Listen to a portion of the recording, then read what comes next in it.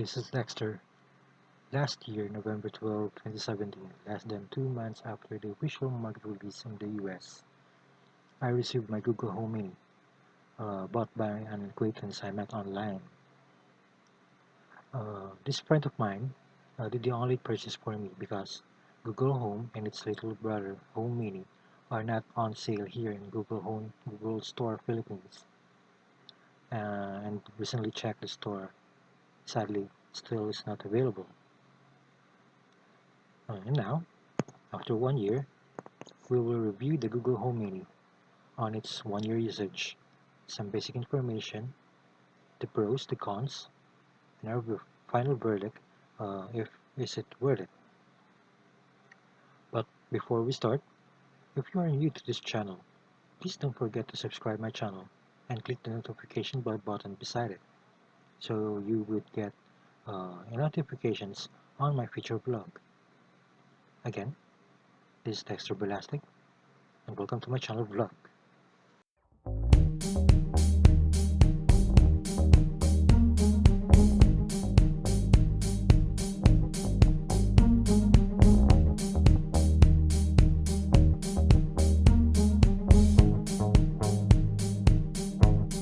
What is Google Home Mini? Cute, compact, minimalist. This is how I describe Google Home Mini to my peers.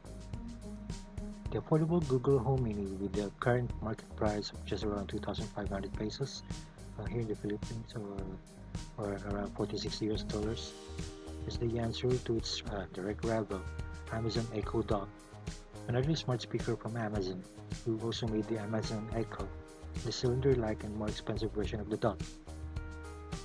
The palm-sized donut-like shape Google Home Mini, or Mini for short, is the Google Assistant's enabled speaker with a dimension of around 98 mm by 42 mm, weighing 173 grams, with Wi-Fi and Bluetooth support, a speaker of 360 sound with 14 driver, far-field voice recognition support and hands-free.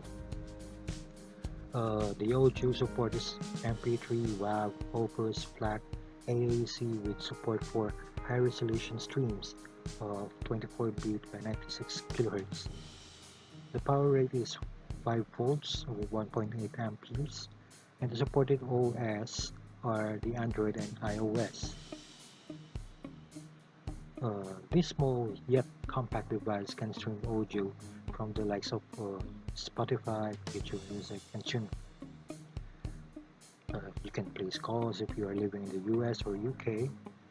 If you have Chromecast or any Chromecast-enabled devices, you can send requests to pull up a YouTube video over for you to begin viewing.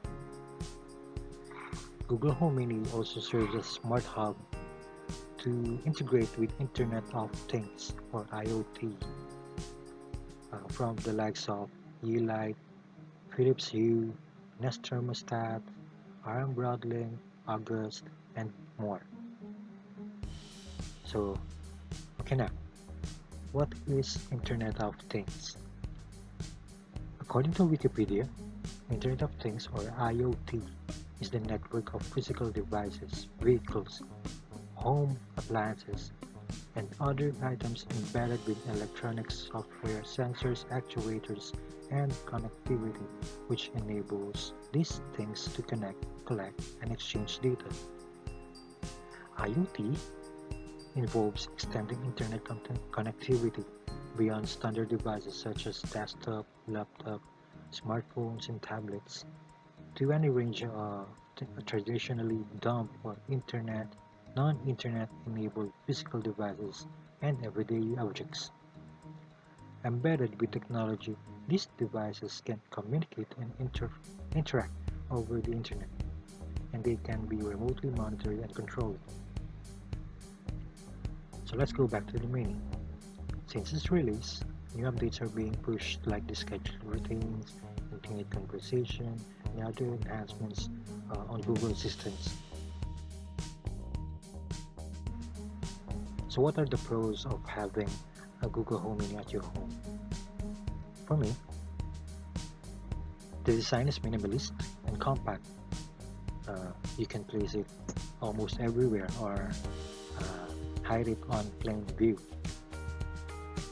Then the Google Home Mini is a great device, especially if you are living in the US or in UK. You can use the Mini to place your call or serve as a speakerphone.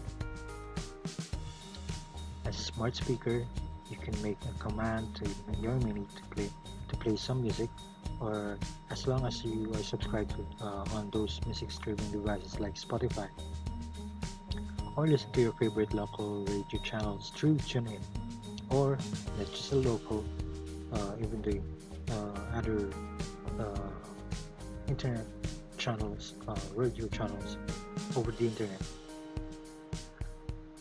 And FYI, you can play music on Spotify even if you are using free account. Same goes with the tuning. So 4. If you have a Chromecast or a TV with built-in Chromecast, you can issue commands to your home menu to show you videos on YouTube. Or if you are subscribed on Netflix, you can cast a movie or series from your menu to your TV. And because Google Home Mini also serves as a smart hub, you can issue requests or commands to other smart devices if you have any like smart bulbs, switches, plugs, or lights. Currently, I'm slowly setting up my home to be a smart home enabled. Just browse my other videos to see my all rough demos on smart devices. And finally, because it is also connected to the internet, you can use your Google Home for everyday use, like asking for a weather, setting an alarm or timer, telling you what time it is, helping you helping you with a recipe, telling you a joke, giving a fortune, inspirational quotes, yada yada. List goes on.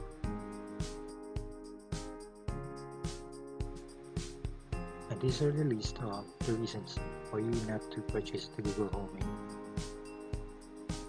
Until now, the only wake-up call to Google Home Mini is "Okay" or "Hey Google," compared to more human wake-up calls like the Amazon's Alexa or iPhone's Siri.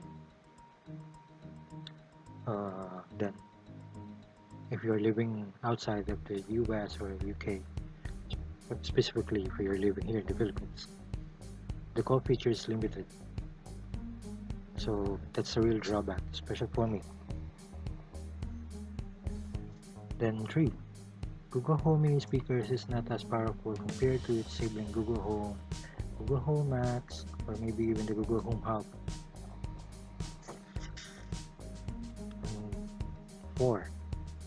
Finally, this is dependent on your constant internet connection. So if you have a very bad internet connectivity, you will surely have a very bad day while using your Home Mini.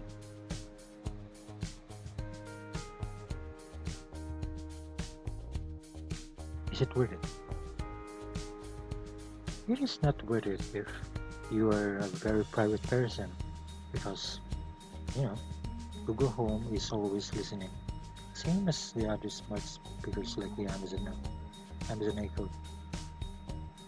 And if you are a audiophile, Google Home Mini will certainly disappoint you. The audio needs will disappoint your audio needs due to its 360 yet flat sound. Maybe you have a Google Home already. You can group it and recast your Mini as it serves a high audio needs in your Google Home. Then, if you are just plain curious about the device, or you just want to be cool for having this piece of then don't buy this. It is just a waste of money and waste of the device's real capability.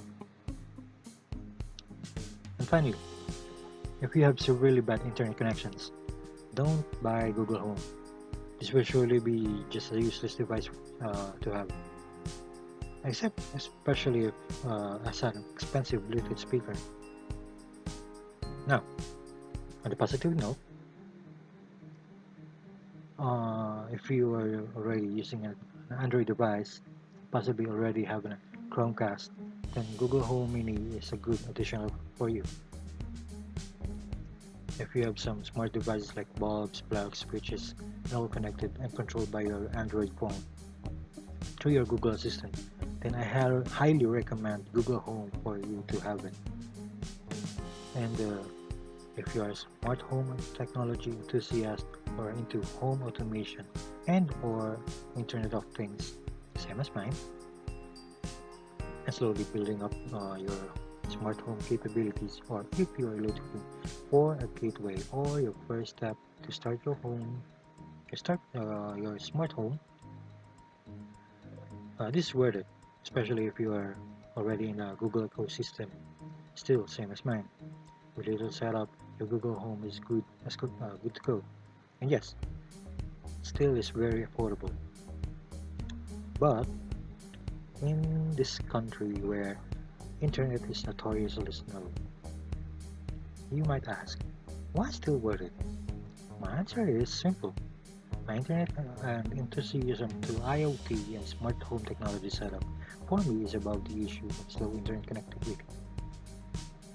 I am somehow optimistic in this part of that hopefully someday this country will have a fast and reliable internet connections, almost in par with the other mid-speed internet country or countries. So for me, having a Google Home Mini really worth it.